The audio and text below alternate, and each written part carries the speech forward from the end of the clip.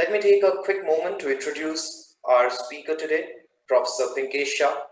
Professor Pinkesh Shah is a seasoned product executive with over 20 years of experience building successful products in startups as well as large global organizations.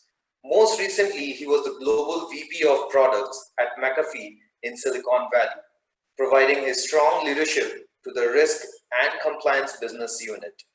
Professor Shah is frequently invited to speak at leading management schools such as Indian Institute of Management, Indian School of Business, to share his experiences with management students. Professor Shah is an active investor, board member, and advisor to early stage startups.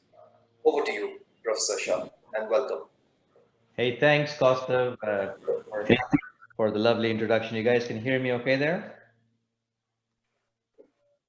Yes, you're audible. We can hear you. Well, it's a lovely morning here in the United States, and I'm sure all of you are also staying safe with the situation that we're all kind of faced with globally. I know it's kind of late evening there in India, so why don't I kind of open this up? And since the topic for me to host today that I was requested to speak was kind of ask me anything, I'd rather let you guys ask questions and let me kind of give those answers as opposed to me running through a PowerPoint deck. There's a lot of questions that I have heard over the last 4 years since I've been involved in teaching at the institutes, especially in India, at ISB, at IIM, here at IPL. And, you know, I can kind of share some of those insights of what we've learned, how others have made that transition. If you're looking to make that transition, how others have progressed in their career. If you're already in a product management role, how do you kind of grow fast, grow up? And so happy to share any and everything that is on the mind. If it's a small group, from what I can see, there's only about a couple dozen of you here today. It looks like about 45 people. That's a small enough group for me to be able to answer any specific questions. So start shooting up those questions if you can, and I can bring up any visuals if I need to as part of the answer. Yeah, is that an okay format, Costo, for today?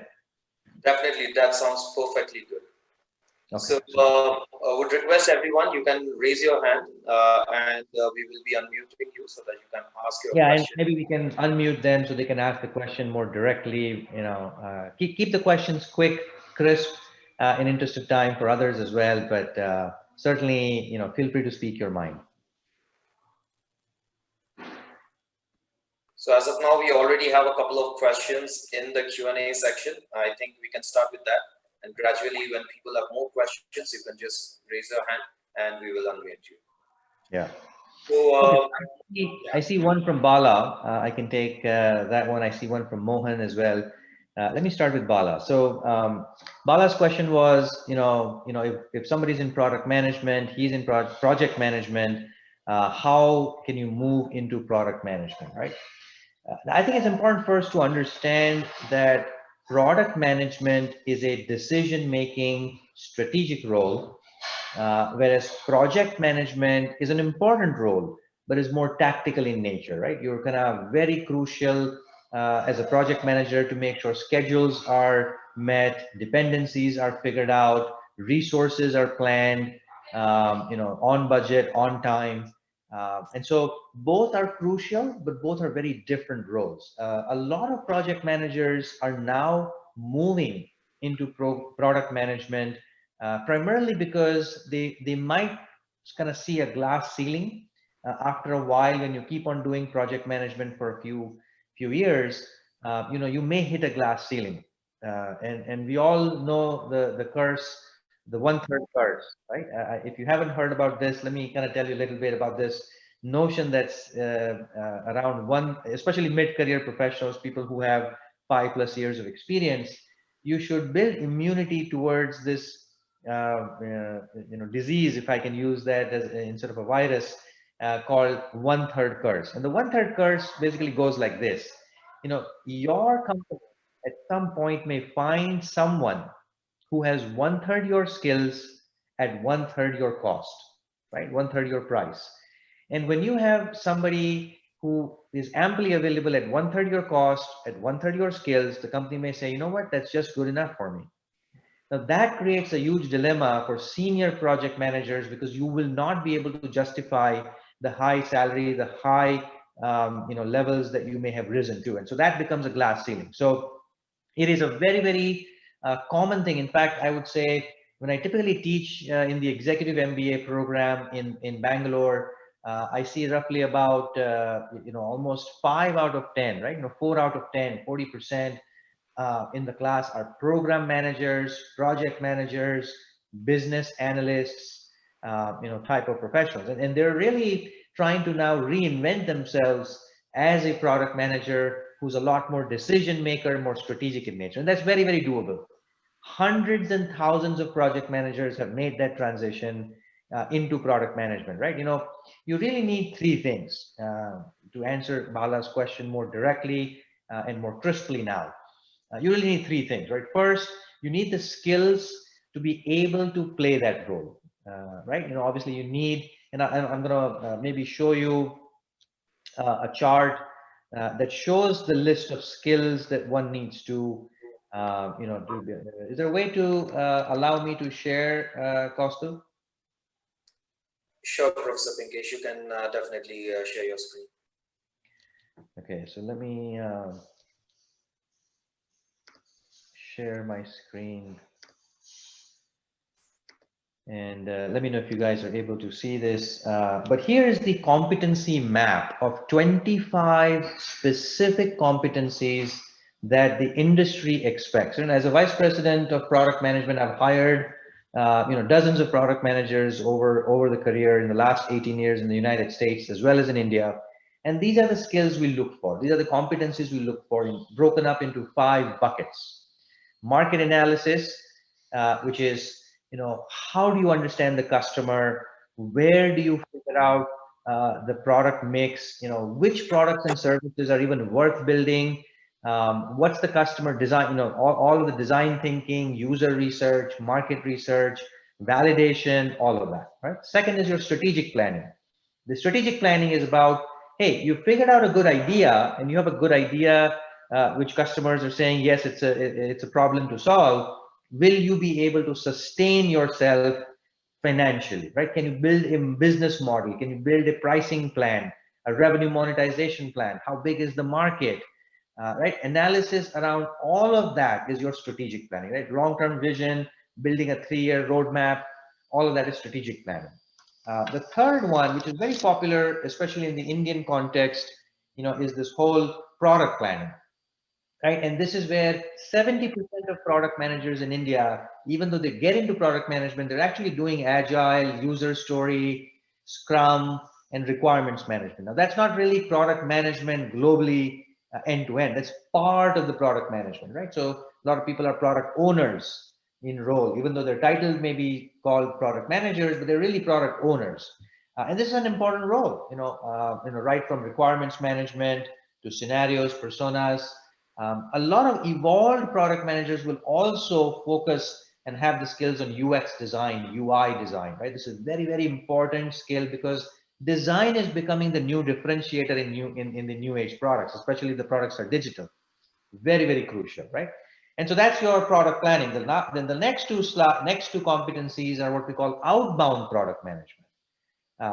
Which includes positioning, messaging, marketing, branding, enabling channels, all of that. And so now, if you look at it, if you break this down, there is a technical product owner, right, or technical product manager, which is also called product owner, mostly focused on this aspect inside the sky blue circle that you see. You also then have inbound product management, which are all the shades, all of this shades of blue is your inbound product management. And then you have outbound product management, which is all of the shades of red.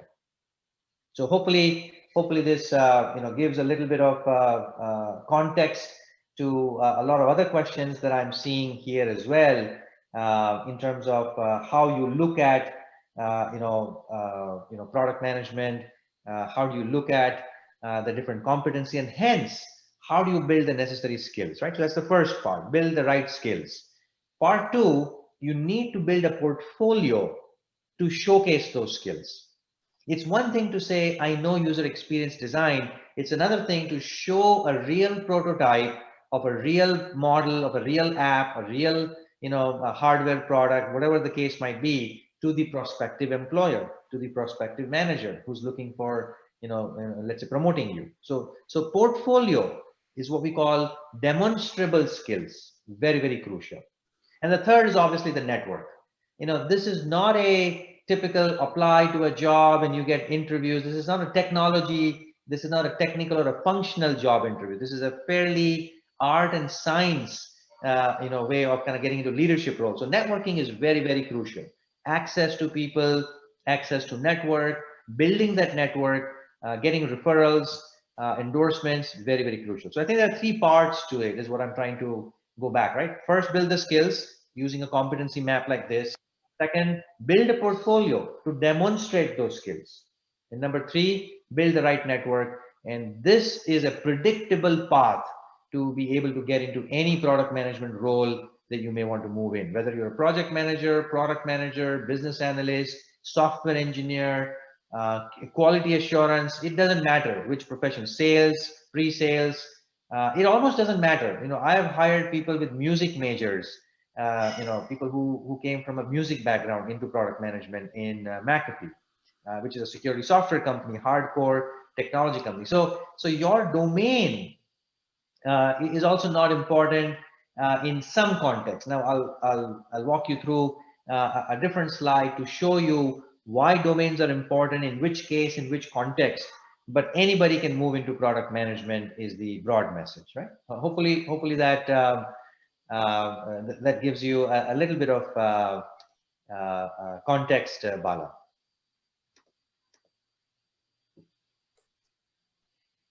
So we can take the next question from Prashant. He says that he's working as a business analyst and how he can make a transition into product management. Yeah, I think everything we just discussed would be equally relevant and applicable to you. When you are a business analyst, you're probably spending, again, a lot more time in this area, right? In this zone, if you will, of requirements management, eliciting requirements, writing UML diagrams, translating that to your engineering team, writing functional specs. So essentially, most of your work will still focus around requirements management, right? And so now your job is to kind of evolve into other side competencies, right? First, start measuring yourself on the sky blue capabilities and see which aspects of these skills is something you do not have right now, and start building them. And then slowly start working towards the counterclockwise in strategic planning and market analysis. So first do the sky blue, and then eventually move into the other two, so that you become a kind of end-to-end inbound product manager, which there are thousands of opportunities around the globe, and there's just not enough good product managers, to hire. To be honest, every CEO who I meet, they all have the same complaint. Give us access to more product managers, because it's hard to find that talent in the ecosystem, and so they're handsomely paid as well. The last I checked, one of our alumni recently got an offer at 68 lakhs of salary, and I thought that was pretty handsome. And then I got a call from another alumni who's obviously got 10 plus years of experience, a little senior, and his salary was 84 lakhs. So people are paying amazingly well, even in Indian context. But the average salary, I think, of a product manager is about 28 lakhs with 1 or 2 years of experience. We have a very interesting and an elaborate question from Nidhi. I have around 6 years of experience in IT industry, then 5 years career break. I worked as a developer. Now I want to move into product management. What kind of certificates and courses are required for this transition? More than program, first look at the map, Nidhi. I mean, you already have 6+ years of experience. You probably have good customer, understanding. I think build build the competency map like the one that you're seeing on the screen right now. Now, if you can do this on your own, great. If you need help, join a program, but you don't have to always join a program. I mean, you can do this on your own as well. There's lots of resources on the internet, a lot of video-based learning options, which are much more kind of inexpensive. In fact, at the institute, I know we have a couple digital learning programs, at $99 or $70 or $100, and those are good to at least get you started from a orientation buzzword level. Of course, they will not help you build skill. In my view, building skill is like swimming. It's like learning swimming. There are three parts to that. First, you need to have the instructions on how to swim. How do you move your hands? What are the butterfly techniques? At 45-degree angle. All the instructional things that you need is very, very crucial, right? That's the first part. The second part is you need a swimming pool to practice that swimming. Otherwise, it'll all be very theoretical in your mind. So you need a context, you need an environment to practice, to apply what you've learned. And third, you need a coach, you need a faculty, you need some mentor who's constantly watching you in that swimming pool to see whether you're doing this right or not, right? Otherwise, you'll be, building wrong habits in the way you swim, and then, you'll not really, be fine tuning those capabilities because you cannot see yourself, right? You cannot know whether you're doing this or right. So it's really the instructions, the environment, and the mentor. Um, Joining a program usually gives you access to these three things in the most compact and crisp, fast fashion, right? That's why a value of a program is the value of the program. Otherwise, instructions in today's world, thanks to Coursera, everything you ever wanted to learn is already available and usually free, right? So I would say the value of accelerating your career, if you don't want to spend too much time in trial and error, then I think a program, maybe like a flex program with 5 months of product management should be good. If you prefer a more holistic program that includes data science and analytics and leadership and finance, along with product management, product marketing, user experience design, then perhaps a executive MBA would be good, because again, these programs are only for working professionals, on weekends, evenings, and so you don't have to stop your job. In fact, I recommend those who have 5+ years of experience, do not get into full-time programs, whether it's at the institute here or even outside, anywhere. My general bias is that's not worth it. It's the ROI is just not there to stop your life, stop your work, stop your wealth generation, to study for 2 years, do an MBA and come back. The workforce will look very differently in 2 years, right? And we're moving at a very fast pace. So it's better to work while you are learning, while you are studying. And so those are two good options. The Flex program is good, which is focused just on product management, product marketing. And then the executive MBA program is also very good, because it goes a little broader, over 18 months, and you get a formal degree, and so you can do PhD after that in multiple countries, if you wanted to. So those are the two options, Nidhi. If you tell me a little bit more about the deeper context, I can further help you narrow down between the two. But those would be the broad parameters. Thank you, Professor. The next question is from Ajay. Hi, Professor. I have generally seen IT guys in PM roles. I am from non-IT, non-business background. How can I transition from my current role to PM role? Yeah, I think this is a overrated fact somehow, that you need to be in IT to become a product manager. I don't think that's the case at all. Like I've told you before, I personally have hired, and many of them have hired, multiple sets of people, who are not coming from a traditional IT background. I, however, will show you this slide, and this insight might be of interest to you. So every time a hiring manager looks at you, we look at in hiring at three different lenses. The first lens is your leadership lens. Is the individual able to communicate well? Does he or she have great conflict management skills, negotiation skills, influencing skills. These are very important aspects of a leader. And remember, product management is a leadership role. Even though it's a mini leader, eventually you grow up to become a CEO. In fact, most product managers eventually become CEOs. So remind me, I'll show you a slide or a visual on that as well to show you the typical career path or trajectory, for a product management. But it's important to have leadership skills. That's your first lens. The second lens is your functional skills. Since you're applying for product management, in this case, how well do you do the 25 competencies that we just walked you through, right? How well can you do pricing? How well can you do prototyping? How well can you do design thinking and market research? How well can you build a financial model and a business plan? How well can you market? So all of these are functional skills, which you need to demonstrate to that hiring manager. The third one is domain skills. Again, very crucial, but it's only one of the three aspects, right? I'm going to try to move this here a little bit so you guys can see it. Yeah. The third one is domain skills. So you do get extra points. Like, for example, if I'm in Amazon and if I want to hire a product manager who's managing the technology cloud-based offering at Amazon, it's always good to find somebody who's got cloud-based access in terms of exposure.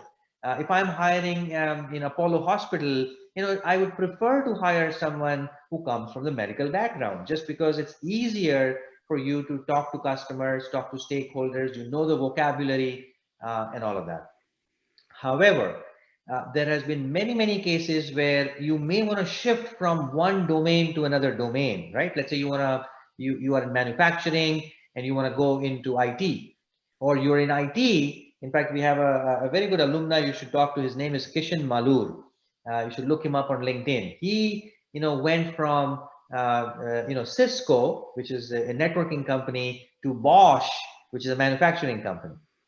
And he was able to make that transition seamlessly. Why? Because the other two circles for him is very strong, right? So even though in the Bosch interview, he may have gotten, let's say, a 5 out of 10 on your domain skills, you would score very high on the other two, and your aggregate score will hence become very palatable from a threshold perspective, right? So if you are trying to make a shift from one domain to another, short answer is absolutely doable. Again, hundreds and thousands of our alumni in India have been able to do this. So this is very doable. But make sure that you are absolutely A+ in the other two areas, right? So that somebody can overlook the so-called lack of domain expertise you may have when you shift from, let's say, non-IT to IT, right? So hopefully keep this perspective in mind, and you should be able to crack it. Next one is from Krishna Chandran. I'm working as a program manager and I'm into product management as a PO for the last 1.5 year. Is this a good career path, or should I focus only on one of these? Well, if you're already in product owner, you're already on the path of product management. You should continue to chart that path within product management. I think product management is a lot more in demand than project management. If you look at, I mean, this is not me talking, right? I mean, you can just verify this in Glassdoor or Naukri or whichever portals, monster.com, wherever you guys is your favorite portal, just look that up. On an average, the salary of a program manager is always going to be less than that of a product manager, right? I mean, there may be exceptions, but by and large, so you're already on the right trajectory. I don't think you should look back and go back to project management. I think you should continue to now grow into the 25 different competencies we talked about, and plan your career path, accordingly. Now, one thing that I can, let me show you that slide. And this will hopefully help, is the career path ladder, right? So this is your ladder on typically how a product management career path looks like, right? So you may be here right now as a product owner, but this is the ladder that you need to start growing up into. And notice the ladder goes pretty straightforward horizontally, at a single product level, but eventually when you start getting into senior roles, you start moving a lot more towards more strategic and more portfolio driven, right? So you're no longer just doing tactical requirements management, you're actually making decisions at a broad level or a portfolio level, multiple products, multiple new initiatives.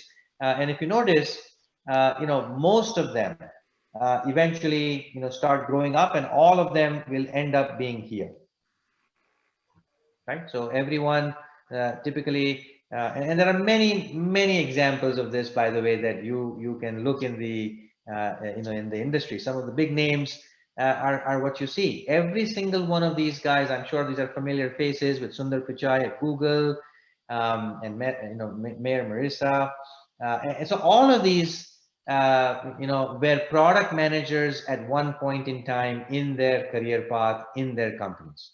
And if you look around, almost 7 out of 10, large product companies, large, Fortune, Fortune 100 companies, the CEOs are actually product and product leaders as a background. They're not from sales as it used to be 15 years ago, right? So that's why it's an awesome time to continue. So short answer is continue forward, and plan your career path to build the necessary skills, to build the necessary portfolio, and to build the necessary network. Like I said, the 3 things that I originally answered when Bala had asked the question, focus on that, and you should just keep on marching up.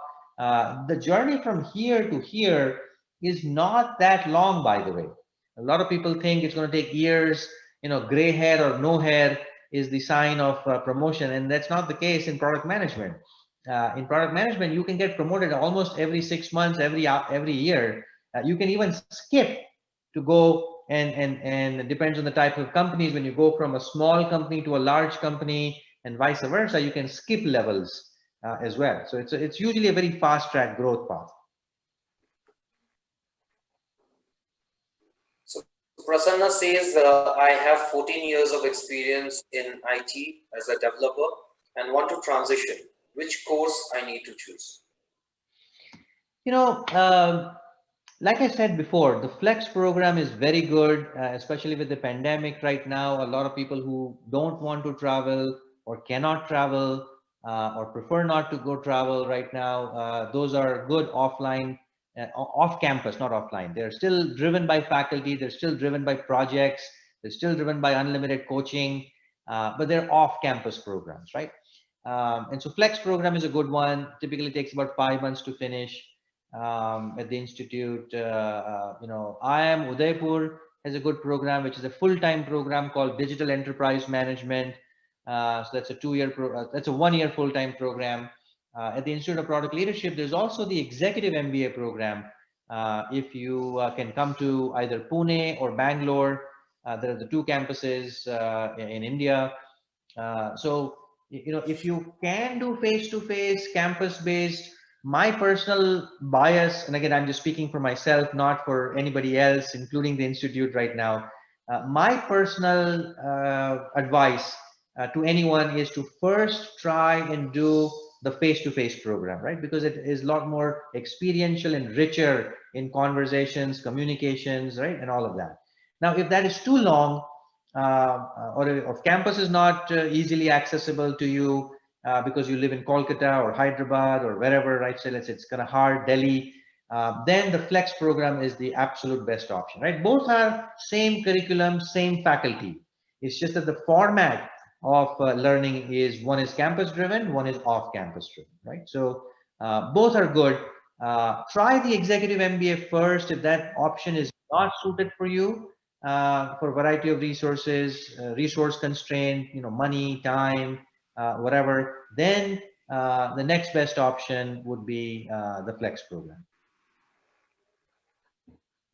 Again, if I know a little bit more on your specifics, perhaps offline, if you give me your LinkedIn link, or your CV, or your resume, I can kind of give you a little bit more precise guidance at an individual level, right? Otherwise, in general, this is the criteria that I would use. I hope these responses are making sense. If they're not, just come back and ask a follow-on question. so I can clarify. Sure, definitely encourage that from all the participants. Uh, Nidhi Rastogi has a question: how I will decide whether I am the right person for product management? You know, I think the fact that you're asking this question itself tells me you're the right person, right, candidate for product management. Product management is a passion. You know, the ability to influence the lives of hundreds and thousands of people through your decisions, through your products, is a very, very beautiful feeling, right? I mean, I just to give you my own example, I'm a hardcore engineering person who accidentally became a product manager, about 14 years ago. And I was not trained for product management. I was not, even thinking at the time of my undergraduate to become one. But since I've discovered that, okay, this is a path, I will never do anything else but this, right? It's just a feeling, the ability to influence, the ability to create impact to people's lives through whichever products you may be building, whether it's a software product, hardware product, food product, retail product, manufacturing product. Essentially, you are solving people's problems through your decisions, and you're also making money, obviously, for the company in the process of doing it. So it's a win-win type of happy feeling. So I don't think you should worry, Nidhi, too much about whether you want to become a product manager. The fact that you're asking this question, I think it qualifies. Now, however, there are a few things that you should know, that product management is a very glamorous role, but there's a lot of work that goes underneath. Um, you need to not be afraid of making decisions. You can't be afraid of prioritizing between two good choices. I'll tell you a personal story of what happened in one of my interviews, and without naming the company, but all of you know this company. It's a very popular, very big company. One of the interview questions that I failed, right? So I still got a job offer, but I failed the interview, was this question that, look, they asked me, how many children do I have? And I said, I have two daughters. I had two daughters at that time. And I said, okay, if you had to choose between the two daughters, who would you choose and why? Assuming that earth is melting in global warming, and you can only go escape earth in the spaceship, except that there's only one extra seat left for one of your two daughters, who would you put and save the life, right? Now, I thought that was a bizarre question, borderline rude question, and why would anybody ask me to make a choice between my own children? So I goofed up. I became nervous. I didn't really have a good answer. In fact, I was borderline angry at the VP who asked me. And then later, I went back to that VP and said, hey, look, I appreciate your ability to interrogate and to kind of find out, but that was a kind of, a little off. Don't you think that was a kind of little too off of a question? And he said, look, Pinkesh, welcome to product management, because in product management, you are going to have to make tough choices. And sometimes both are good options. Yet you have to pick one, because if you try to become everything, and this is the golden words that I think he told me, and I wish I had heard from him before. Somebody had coached me on this before, I would have been even a more successful person than potentially what I did. Now, the reason I want to repeat this is I want to mentor and make sure all of you take away this one line, the golden words that he told me long back. If you try to be everything to everyone, you will become nobody to everyone, right? So you'll not be of any value to anyone if you try to appease everything about everyone. And this is the crux of product management. You cannot delight every single customer base. You cannot say yes to every single customer request. You cannot build every single feature in the given release. So you will have to make choices. You will have to prioritize. You'll have to make decisions. And somebody may get upset. There's going to be a group of people who may not like your decision, and that's okay. As long as you're okay with this, it's an awesome role. It's a high impact role. Of course, build the skills. You need to know how to do this. But other than that, Nidhi, I think you will do just fine. Don't worry. Don't overanalyze this too much. Anyone can become a product manager. This is not a a DNA or a hereditary skill. I have personally now been in this education space for the last 5 years, and I have seen enough and more. I mean, we have a dietitian who's in the program. You should talk to her. She's in Mumbai. We have an Air Force pilot who's in the program. We have a medical surgeon who's in the executive MBA program for product leadership. And all of these folks, they want to understand how you can make a good product, right? The doctor wants to make a low cost pacemaker, right? Um, and he understands how to make a pacemaker, except that he doesn't know how to productize the idea. And that's the beauty of productization, right? So I'm sure you can do this, Nidhi. But if I learn more a little bit about you, happy to spend some more, can I more give you a more precise answer. That was really insightful, Professor Pinkesh. Next one we have from Priyalakshmi. What would you highlight as the key differentiators of the ideal flex course compared to other courses in the market? I didn't catch the question. Say that again. So the question was that what is the main differentiating factors between the IPL flex courses and the other courses which are available in the market? I honestly, I don't know what other courses you are evaluating. You should probably evaluate them, research them as well.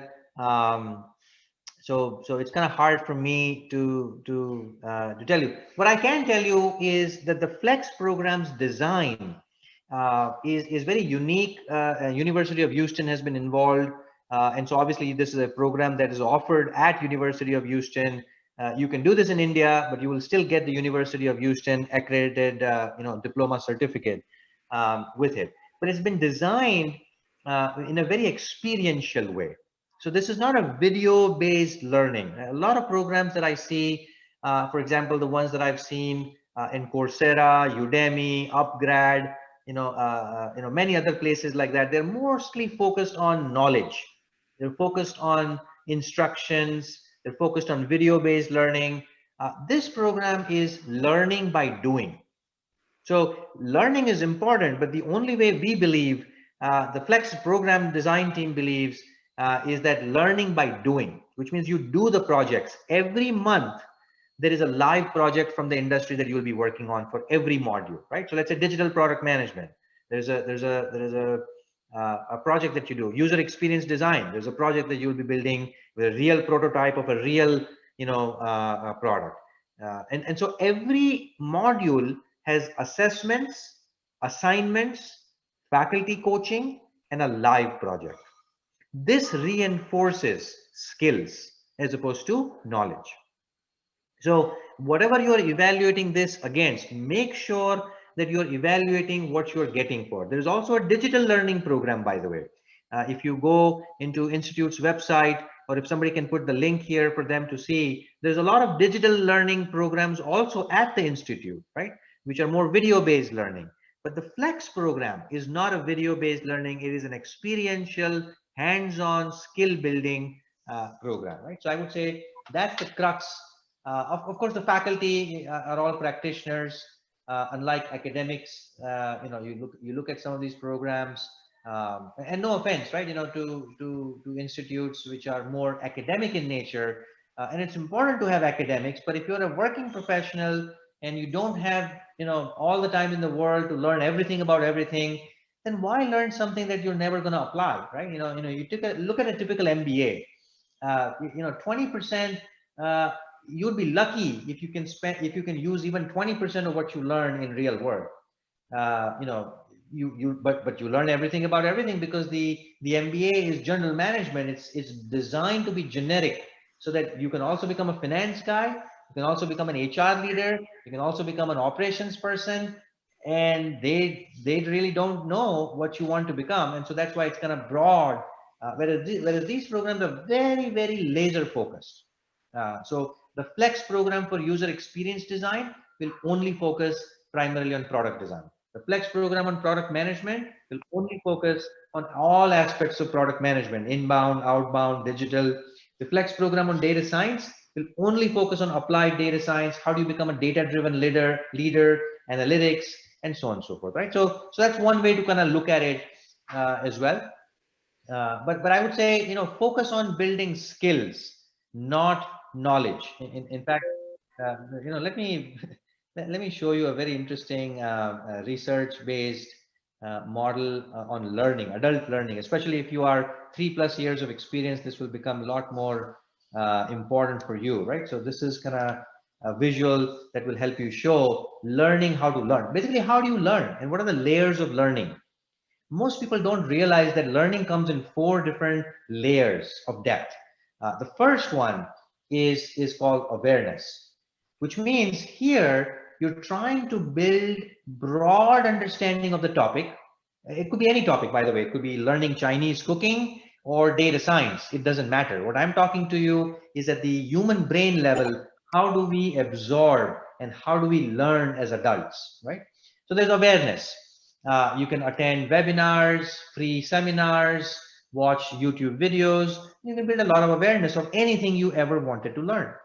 The second level of learning, which is a little deeper in the shell, if you will, as you go deeper and deeper, is literacy. At this layer of learning, you're not just aware, you can frame sentences, you can have conversations. You understand when I say cloud computing, you understand the difference between that and big data. You understand that there are 3 kinds of offerings, with Google Cloud and Windows, and Amazon's web service, right? And you have enough conceptual understanding of that topic, of that area. The third and the most important one in our context, when we use the word skills, is much deeper. Not only do you know everything about that topic, you can have demonstrated ways of doing it. You can solve a problem. You can apply that in any context, right? And that's skill. Skills cannot be built, would be my claim, through a bunch of videos and self-learning, right? It really requires a lot of repetitive coaching with a faculty, with an expert, to build that skill. Now, there are always exceptions to that rule, but by and large, that's where, so now there are different programs. And when you're comparing different programs, you also have to compare what is the outcome of that program, right? Some programs are just focused on building awareness, and they're great. The Institute has a couple of these programs as well. In fact, most of them are free. Then some are only focused on building the literacy. A little bit of understanding, but you don't have live projects. You don't have a coach continuously monitoring you. You've not applied that in 20 different scenarios to have the confidence. In fact, a lot of people do these 2-day workshops. This is a good example of this CSPO and CSM and a lot of these other Scrum certifications, Agile certifications, project management certifications. These certifications are good, but again, they're only building literacy.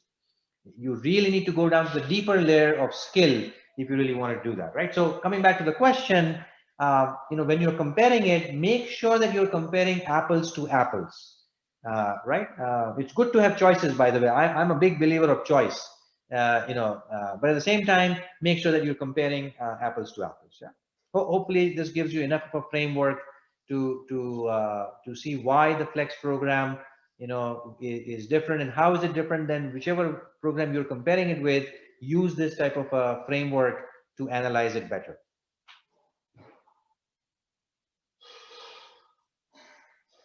Yeah, any other questions that I can answer from the audience today?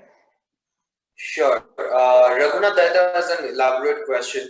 So dear sir, I have a practical question. I have around 16 years of development experience with a shadow product owner responsibility since past 2 years. I want to move gradually into product management. At this stage, will I be considered as a fresher in the BPO world with a potential salary cut? What aspects, if any, do I need to focus on to improve my chances to at least be at current salary levels? That's a great question, and I appreciate you being realistic and humble enough to acknowledge that while everybody wants a 30% raise, 40% raise, there's a time when you will have to even defend where you are. primarily when you have 10 plus years of experience, because you've already grown through quite a bit. And remember, the 1/3 curse is real. I hope it does not happen to any one of you on this call today, but it is real and it is out there, right? At some point, you will become redundant. You will get stuck, because there is no more growth path for you. And the only way to break through that ceiling is to continuously upskill yourself into areas of your liking, into areas of your passion, right? Uh, Now, one thing I wanted to add to that and to answer that question, going back to this diagram, and perhaps I didn't spend enough time on the last part. We talked about technical product management, we talked about inbound product management, outbound product management, but there is a very important aspect that I missed, and I'm glad you asked this question, which is to remain in your functional role and still become a customer-centric functional manager. Now, why am I using this word product leader? I'm using this word product leader because you do not have to become a product manager in title. You can still use the product management skills to grow up in the ladder, right? So for example, if you're in engineering and you want to remain in engineering because you love technology, you love engineering, whether it's mechanical engineering, electrical engineering, civil engineering, computer science, doesn't matter. You love what you're doing and you want to stay in that zone. You still need to grow up in that ladder to become a director of engineering, VP of engineering. And guess what? VP of engineering is not going to happen for you based on your technology skills.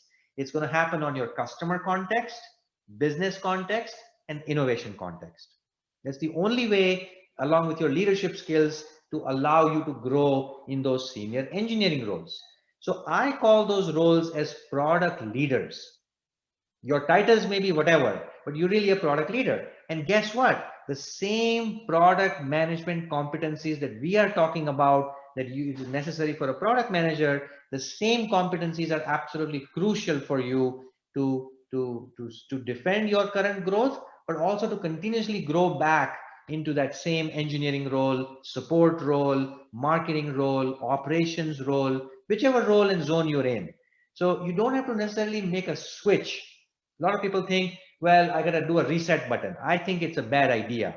10 plus years, 12 plus, 15 plus years of experience, you don't want to push the reset button. You have lots of knowledge, lots of great capabilities which can be used by the company if you mold it in a certain different way, right? So do not try to make drastic changes to your career path by pressing the reset button unless you absolutely have no other choice, right? But most people have choices. So my recommendation to you is to still become a product leader by building the customer context, business context, and innovation context, but don't necessarily go into this race of becoming a product manager in title. Become a product manager in role, in skills, but not in title. Kanak has raised her hand in the audience, so I'll just allow her to talk so that she can ask a question.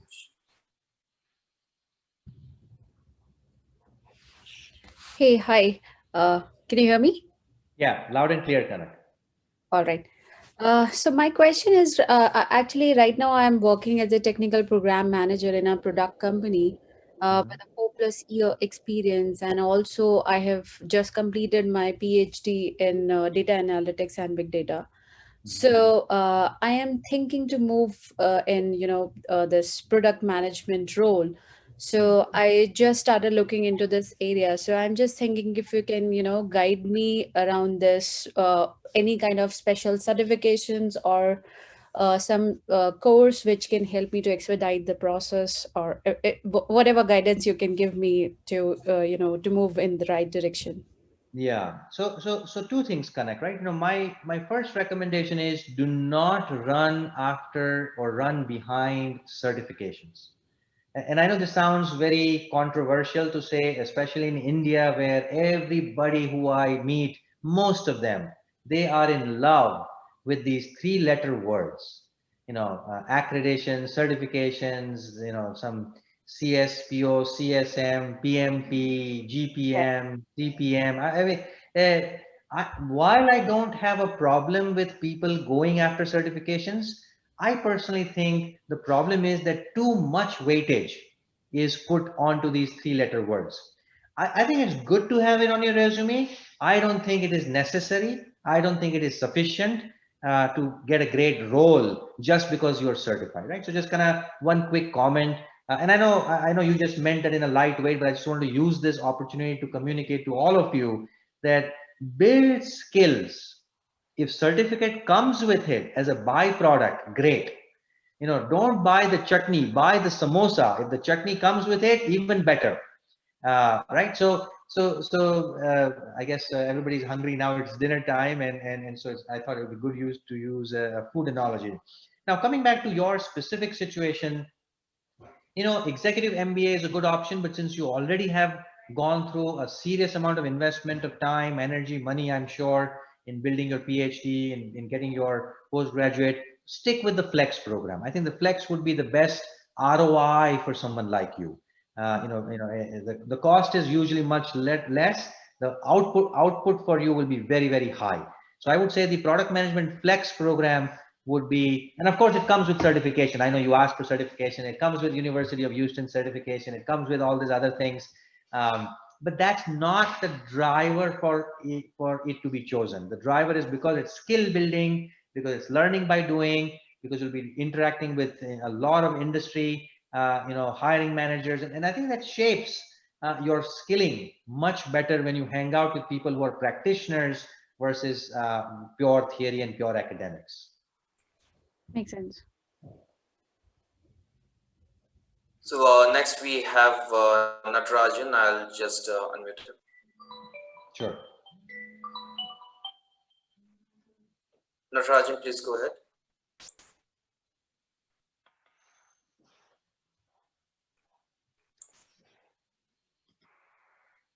Natarajan, if you can hear us, please go ahead, or else we'll be moving ahead with the next question. Natarajan has already left for his dinner. Might be. So just moving on with the next question.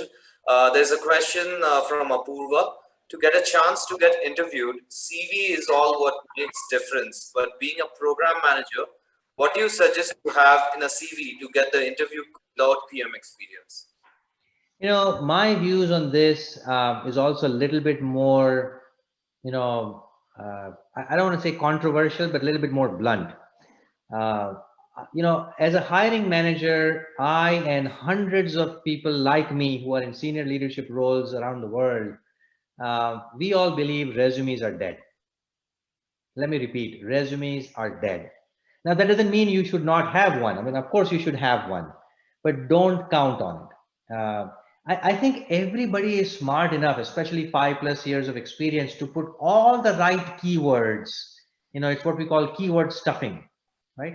All the right keywords are going to be in your resume, right? And so it's very, very difficult for the hiring manager to discern anything just from a resume. What is interesting instead is to have a resume, usually a one-pager.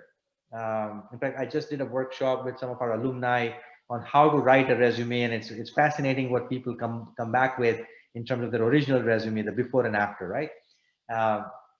Usually have a one-pager, maybe 2-page if you really have a lot of things that you want to talk about, but never more than 2 pages, in my opinion, right? Don't create an encyclopedia or a book about yourself. That's not the purpose of a resume. So max 1-page, max 2-page, but ideally 1-page. In that, you need to have a link to your portfolio. You need to have a portfolio where someone can go and showcase or see what work you have done. In fact, let me, since I'm sharing my screen, let me go live and show you what a typical portfolio looks like for some of our alumni. So, and this is, by the way, on productleadership.com. All of you can see this openly. But I just wanted to kind of show you a sample of what I mean by a portfolio. And these portfolios are the ones who's going to crack the interview, get you that interview slot to begin with, right? Because now it's demonstration, it's proof of what you're capable of, not your self-declaration in your resume, which everybody's going to self-declare themselves as very good. This is proof point of the quality and the depth of work, right? So if you go here, you'll see a lot of these, in fact, let me open up let's say in UX, if I were to open up one of them, I'm just randomly clicking on something right now. So here is the portfolio of Suresh, one of our alumni who probably graduated 2 years ago, 3 years ago. And this is his design portfolio on how he worked on a brand new startup idea called Afterlife. I remember this project that he had worked on. And remember, every one of you who are in the program, you have to mandatorily do live projects. Remember the learning by doing aspect that we talked about. So this is the, and then you present this to a live jury, hiring managers, industry CXOs, and then get feedback on your work you've done. So here's the problem.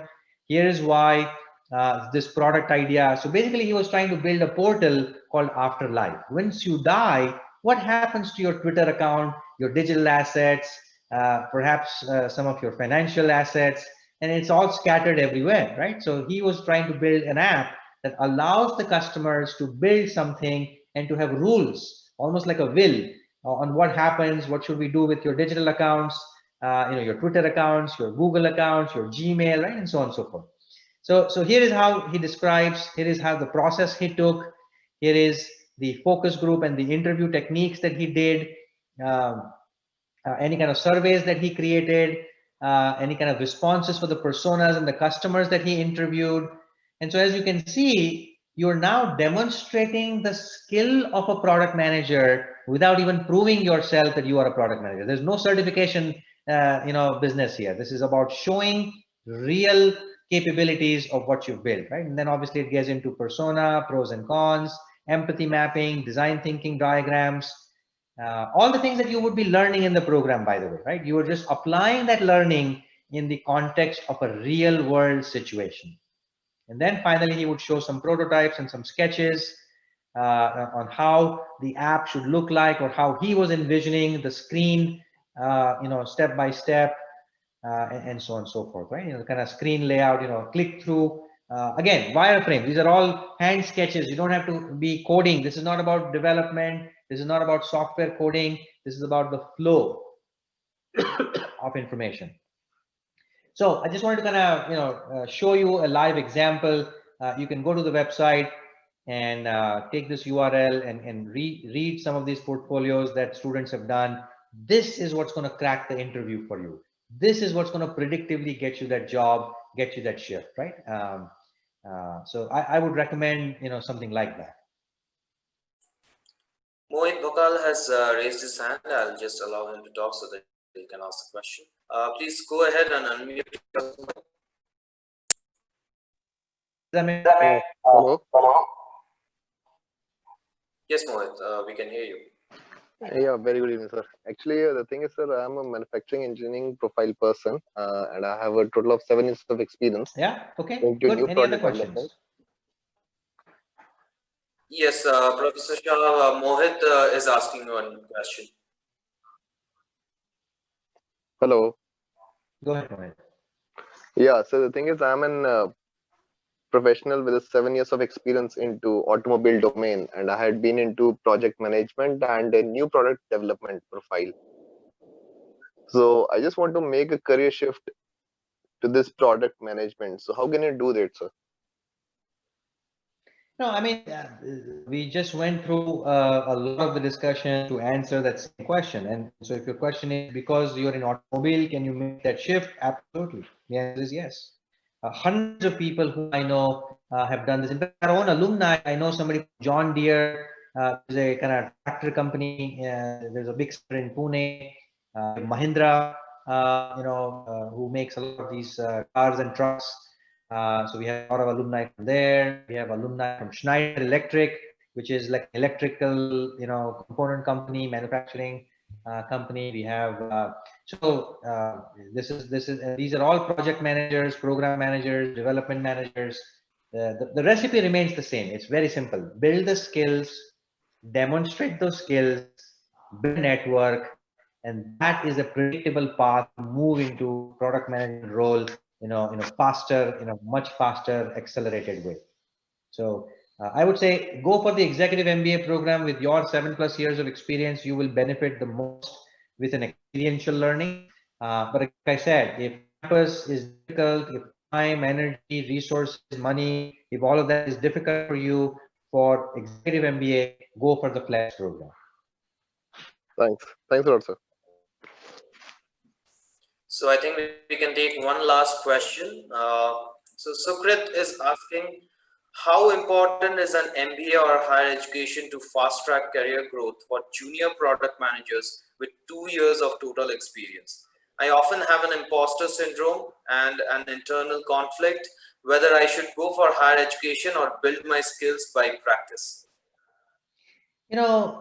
Great question, by the way, and I applaud you for asking this question. This is the question on the minds of many, many folks, especially who are in the 0 to 7 years time frame, right? My response to that is, why choose between the two, right? Choice number one, you said the question was, do I have an MBA or do I build relevant skills, which are more industry driven? My response is, why choose? Build your skills through a program that is designed to build relevant skills from the industry perspective, right? So short answer is no, don't do an MBA, a general management MBA, a generic MBA, learning derivative theory and stock market trading, learning how to evaluate HR principles is all good knowledge. I'm not saying it's not a good idea to know these things, but you're not going to use it. In the next 15 years of your life, you're absolutely unlikely to use any of it. Why waste time, money, resources, and energy to learn something that you already know you're not going to use it, right? So instead, focus on relevant MBA. If you really want to do an MBA, which is a good idea, do a relevant MBA, a skill building MBA, kind of more focused MBA. And I think you should do only a part version, not a full-time. My personal view is that full-time MBA don't have enough ROI, especially if you have 2, 3, 4 years of experience. And if you're a fresher, completely coming out of college, and you have like a blank slate, no other aspect, doing an MBA will certainly signal to the employer that you know something, and that you will get the access to the network which gets built into that MBA. MBA is not just knowledge; it's also, like I said, 3 things. It's the network also that kind of plays the role as part of that college that you may do. But again, a full-time MBA, not worth it. A part-time MBA, a relevant MBA, practitioner-driven MBA, highly recommended for someone like you. So in view of the time constraints, we'll have to end the Q&A here and the session over here. Would like to thank Professor Pinkesh once again for answering all these questions with a lot of insights. I'm pretty sure that all these people are going back home with a lot of more clarity in their head. And definitely, I know that there would be a lot of questions in the minds of all our participants. So please take a moment to scan this code and you can set up a 30-minute coaching session with the faculty. All your questions will be answered over there. And also you can connect with Professor Pinkesh offline, maybe on LinkedIn or any other medium which you would like. So thank you so much once again. Have a wonderful evening ahead and happy learning. Stay safe. Good luck. Thanks. Bye.